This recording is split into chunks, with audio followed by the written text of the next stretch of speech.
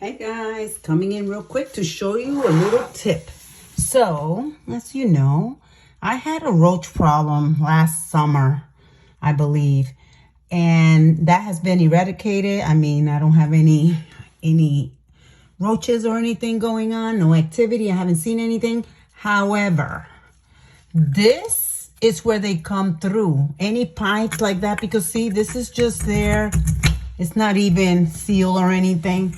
So what I am doing, I know I painted, I gotta clean that.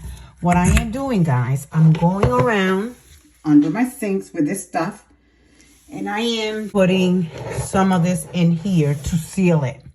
It does expand, so you hear it going? See that? Grab something, wipe that off, and you are good to go. I'm sorry if this thing is moving around. I got to get off because this thing dries really fast and it gets hard. So